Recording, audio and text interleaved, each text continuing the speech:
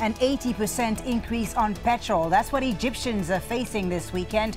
The government says it needs to cut subsidies to reduce its growing deficit. But at what cost? This is Inside Story.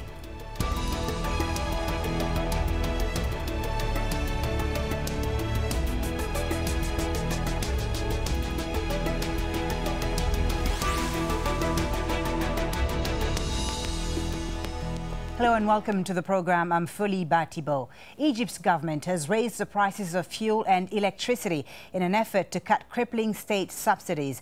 It says the long-feared price hikes will free up money to pay for things like education and healthcare, as well as help the economy. But it's a risky move, one that's been avoided by previous governments for fear of a backlash. We'll get into our discussion in just a moment, but first this report from Al Jazeera's Ahmed Idris. These are indeed difficult times for Egyptians. They now have to pay more for petrol. The price has gone up by 70%, and that is making a lot of them angry. This is about the people's livelihoods. This is not going to work. Do they assume that the Egyptian people are just passive and they would just accept anything? They can't go after the rich guys, so they're targeting the poor people. What can the poor man do in order to survive? What can the government worker who hardly makes any money do? The minister is sitting in comfort behind his desk, but I want you to go onto the streets and see how the people are suffering. Taxi and truck drivers are also protesting against the increase. Many of them say it will run them out of business. The customers tell me to complain to the government, but what can I do? I have 4 children to take care of. How can I pay the 60% increase on my own? But Egypt's Prime Minister has defended the hike, saying it's necessary to help the government balance its budget. This government is not against the poor people. This government is working to fix things. Go and look at the conditions our hospitals are in. But the people protesting on the streets say they are angry. And petrol price increase is not the only thing on their mind. Natural gas and electricity tariffs have also gone up. Many say the price increase runs counter to election promises made by former General, now President Abdel Fattah al-Sisi, who had promised to remove the subsidies gradually and that the burden will not be on the poor. Now the people see it differently. Ahmed Idris, Al Jazeera.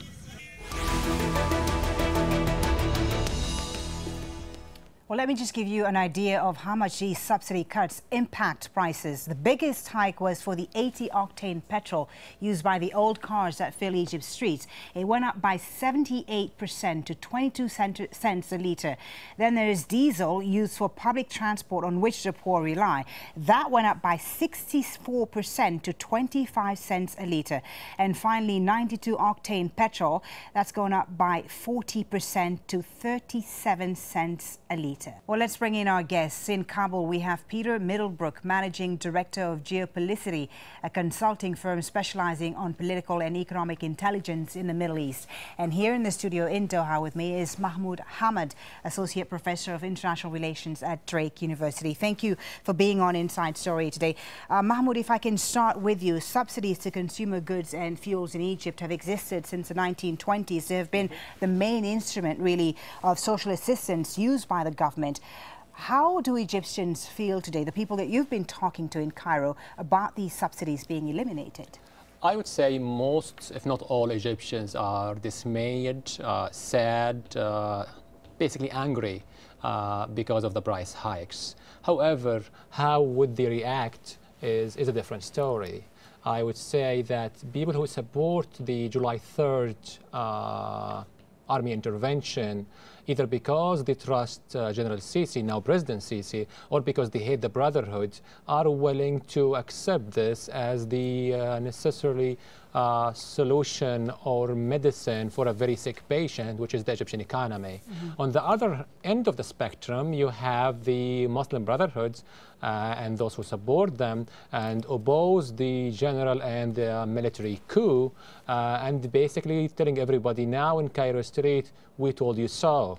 The general, now president, is renegated on his promises during the election to not to increase. He did say during the campaign that they would would be tough times ahead for Egyptians. Absolutely, he did say so, but he said he is going to do it incrementally, and he is going to do it only after increasing salaries and incomes, especially for lower and middle income Egyptians. Right. Most Egyptians, however, I think are in the middle. If you want to use the U.S. terminology, the median voter is neither in the previous two camps. And I think most of those are really dismayed, but they are in the wait-and-see mood. And how they are going to react, either to join the protest or stay at home, would depend on the actions of the government and the opposition. All right, Peter, an unpopular move for the new president of Egypt, but a necessary step, many economists say. Tell us why these cuts were necessary. Well, I think there's absolutely no doubt at all that the government needs to embark on an extremely strong and comprehensive economic reform program. I mean, to give you an example, I was reading a US government report on Egypt from 1964, and it starts off by talking about population problems, it talks about water problems, it talks about energy as a problem, it talks about unemployment, it talks about debt and fiscal crisis. So various leaders have just been kicking the ball down the pitch, not facing the reforms. There's not a president in the world who would be elected and would want to come on within the first couple of weeks of their presidency and make such an announcement. But they simply don't have a choice. And you have to see this really in perspective. Governments all over the world are establishing austerity measures for very logical reasons in the concept of Egypt. However, people may feel on the streets, and many people will, of course, be affected by this. The reality is that running 25% of your government spending, which is, 2 or 3 times what is spent on education, on subsidizing energy, is a huge distortion by itself. But I would add that the price hike which has just happened is probably just one of few. It's what we call shock therapy. But the reality is it's still only 20% of the total subsidies available, and many other economies have been through this. And that was going to be my next question, actually. Will this fix things in Egypt? I mean, does this fuel price hike get the Egyptian budget out of trouble? If you go back to looking from 2005 to 2006, what you see is a huge increase in subsidies, huge increases in wage hikes for the public sector, and then all the interest rates on debt. So, as you know, look at the total capital spending, and it's really, really important to understand this. Capital spending on infrastructure drives growth.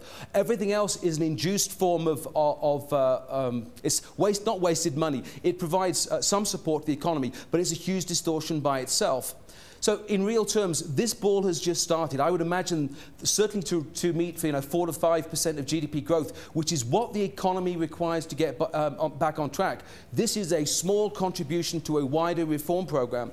But I would, I've advised governments on economic reforms for many, many years. There isn't an alternative here. This is the beginning of something, and people need to get behind it and understand it, and then also be part of the solution, not part of the problem. Mahmoud, why do you think President Sisi made this decision now to cut these subsidies so soon after his election? I think his advisors, and maybe he himself believes, that he has a political capital he can spend right now.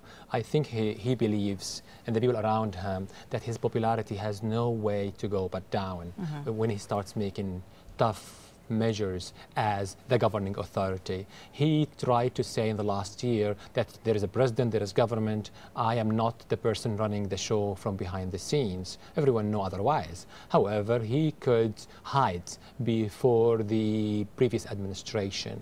Now he thinks that he has the support of a good segment of the population, and in my opinion, he does it because he came to the conclusion that there is no other way, because the financial support that they received after the coup, after July 3rd, is not coming anymore. But attempts to change the subsidy system in the past have been met usually by very tough popular resistance, the most famous one being the violent riots in Egyptian cities following President Sadat's decision to cut food subsidies back in 1977. Do you see a scenario like that happening today?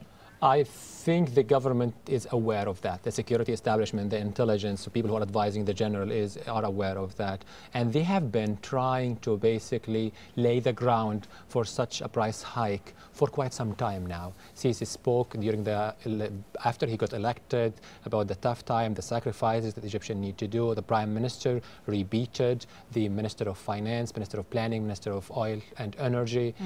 So they have been preparing the ground. And I think the government is aware of the problems that this price hike might bring to the streets. And that is why, while my sources in Cairo were telling me that those price hikes were dated for July 1st, which is the beginning of the new fiscal year in Egypt, the government waited until the July 3rd anniversary passed and then implemented the subsidy. So there is awareness that it might be problematic. And it's also there is awareness that the president would have to pay for this price. And that is why, if you have been following Egyptian politics in the last few days, he did not come either in support or in opposition of those decisions. The Prime Minister has been the one defending the Prime Minister and the Minister of Oil, Minister of Planning, other government officials. Right. So there is a distance. He's trying to keep some distance in case things get really, really tough. He can take a step back. Which they haven't. For the moment anyway. Peter, I want to talk a bit more about these subsidies and who's been benefiting from them really, because the World Bank says that 80% of the subsidies actually go to the top 20% in Egypt and not really the poor who they're meant for. I mean, sure, I think that there was many other economies that have been through this. Nigeria was a similar sort of discussion. And the reality is that obviously it's those with higher disposable income that generally consume more fuel. Of course, you know, the poorest people themselves, of course, spend perhaps 70 to 80% of their incomes on food. So it will affect people. There's absolutely no doubt that at all. But it also, if you take a long view on this, the only long-term route for economic growth in Egypt is really through the private sector. It's the private sector that's going to drive growth. And of course, if you subsidize parts of the economy will benefit. But in the long term, you know, with domestic production of energy declining and becoming increasingly import dependent, again, simply they do have to make such a move. On the other hand, in most economies, you would have some sort of safety net. So there can be food subsidies which should be carefully targeted and cushioned out of this, I would imagine. Why hasn't it worked in Egypt? Why has the Egyptian subsidy system been so inefficient during all these years? I mean, I think it's very complicated. I think when you have a country which has sometimes congenital strategic issues and concerns, of course, subsidies become something in the system. And, you know, for any politician, of course, there's no political capital in tackling it. I think the fact that they've decided to embark on this program now is, over the course of the last 18 months or so, being bailed out by friends in the GCC and others as well. But there's no pipeline of international money continuing to come here. That the fiscal scenarios is between 12 to 18 months' time, unless the fiscal situation is booked back on track. Actually, the government won't have any leverage over its spending in the economy to try and induce growth and combat unemployment. Mahmoud, do you expect other subsidy cuts to follow, like on food or water, or is that going to be too risky for the government? There will be price hikes, but I would say that bread is going to remain constant for the time being. I believe today the increased prices on tobacco and alcohol. Alcohol is less important, but tobacco is very important for many Egyptians. As you know, the increase in gasoline is also related to increase in the price of electricity, which is also very important to Egyptians, and natural gas. So if President Sisi is true to his word, this is only the beginning of tougher measures that's going to be taken in the near future. Well, years of political turmoil have taken a heavy toll on Egypt's economy. As we've heard, subsidies eat up around a quarter of the government's budget. But they're a crucial lifeline for many Egyptians, 50% of whom live below or near the poverty line. The government says scrapping subsidies will help bring down the deficit, which is around 14% of gross domestic product, while Egyptians' public debt has exceeded 100% of the country's GDP. All right, let's bring in now our third guest in Istanbul, Ashraf Abdel Ghaffar, a senior member of the Muslim Brotherhood. Thank you very much for being with us, Ashraf. What do you make of this move by the government in Egypt to cut subsidies in fuel and the hike in fuel prices? Why do you think they made this move now?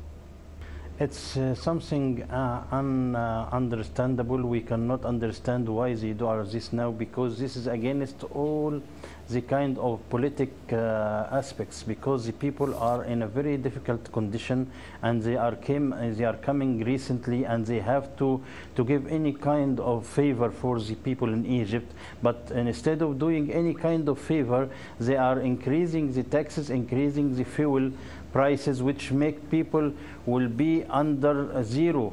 So we couldn't understand, because as you know, when you increase taxes and when you increase the fuel price, everything, all the prices will be increases. Food will be increased, all the industries, all the products will be increased in price, right, and without any increase in the salary of the people. People are very mad. Today we saw on Al Jazeera, and we saw here and there, and we can detect from the people, from our people inside the country, that people in a mad conditions. The people are very angry. But the government has said why they don't understand. But the government says this move is not against the people; that it is to fix the Egyptian economy in the long run. That this is a necessary step to make Egyptians' lives better in the long run. Why this necessary steps hasn't been before? Why these necessary steps coming following every difficult condition to the people? Abdel Fattah al-Sisi, he was a liar, and he said, when I come, I will make the country stable and everything will be in a right condition, and I will help people, and people are suffering from Muhammad Morsi. For that reason, we have to eradicate Muhammad Morsi and to come in power to control everything. And now the military economic organization have a lot of money. Can you imagine that the military will borrow the government $1 million? If you have this money, is it the money of Egypt or the money of the military organization? Well, this is very strange. Mahmoud, as let me if ask the military organization is another country, Ashraf, and they will give us a kind... Ashraf, I'd just like to bring up a point that you just discussed, and I wanted to ask you about this, Mahmoud, before. There has been this threat in the past in Egypt to cut these fuel subsidies. Why didn't other governments do it? Why didn't the Morsi government do it, for instance? I think that's an important question.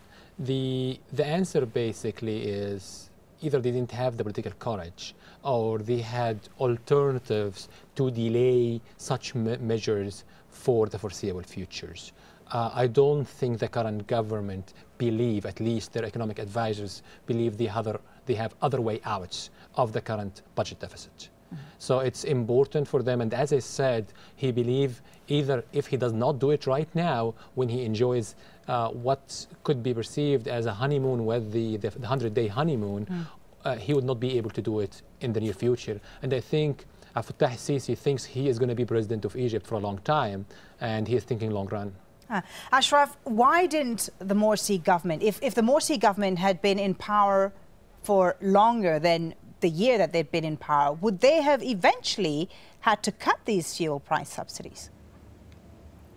No, I couldn't imagine that this is the only way in order to increase the money or the income of the country. We have a lot of things, but Abdel Fattah al-Sisi is looking only either to get the money from Gulf area, or to get money from the poor people, from the poverty people. If you imagine that, he knows that some very rich people like Sawiris or others have a lot of money, and this money belongs to the government, and they have to pay it to the government, and they didn't ask. Let me to ask you another thing. What about the money which has been transferred from Mubarak regime to some banks all over the world, which is the money of the country? Why he doesn't be very tough with these people and return back the money which belongs to the country in order to encourage the economic condition, and instead of squeezing the poor people till they will die, or they will be, I don't know, will die or will be mad, or what happened, we don't know. Peter, what's happened to all the money that's been given to Egypt by Gulf countries like Saudi Arabia, like the EU, the United Arab Emirates? What's that money been used for? Well, first of all, it's been propping up the fiscal position of government, just to allow the government to stay in business and pay wages. And of course, the problem with receiving external support, of course, it does impact sovereignty because it modifies the decisions that you take. But very wisely, I think the GCC is also looking to make significant investments in the country, not just, not just putting money in the fiscal budget, but real investments towards growth, towards infrastructure, and towards jobs. And I think, just to comment on this, I'm very, very sympathetic to anyone who's been hit by subsidies. It's a bold move, it's an important move, and it needs to be seen in a wider economic reform context. There's other things the government will need to do also. If you see the public sector wage rates compared to the private sector, it's crowding out the private sector, and the only solution long term is for private sector driven growth. So this is a reality that one has to deal with. GCC cannot continue to fund this forever. We need good money, we need good investments, and if this goes forward within a couple of years, the government may find itself with greater fiscal space to be able to address some of the other structural problems which it hasn't been able to do the last number of years. Right, Mahmoud, do you see the GCC, Saudi Arabia, Kuwait, UAE funding the Egyptian economy indefinitely, or are they starting to feel the pain now themselves? One word, no. I think the UAE and Saudi Arabia and the basically supported Mr. Sisi because they wanted to get rid of President Morsi. They are not in business to get the Egyptian economy back on its feet. And that is why they are not going to be spending the kind of billions of dollars that they have spent in the last 12 months or so. Right. Ashraf, you have criticized this move by the government in Egypt to cut the subsidies. If the Muslim Brotherhood were still in power today, how would it deal with the budget deficit? No, you have not to. You have to remember that during Morsi regime, the condition wasn't in this bad condition, and the conditions were pretty bad as well. I mean, this was one of the complaints. This was one of the reasons that people actually took to the streets. No. Let me to say something. If it was bad before, it's very, very, very, very bad now. After the coup, there is no tourism. There is nothing for the production. There is nothing for everything. There is no security, there is no investors to come. You understand totally that all the Western investors are leaving the country and leaving the business with us, and there is big major companies, worldwide companies, leaving the Egypt because there is no security, there is no stability, there is nothing, and you know that we are going below 0 point. But if Muslim Brotherhood continue with Morsi, I cannot say if Muslim Brotherhood come now after this crisis and what we can do. But if Morsi was continue now, let me to tell you, when Morsi was in power, he was trying to work on major projects like Suez Canal,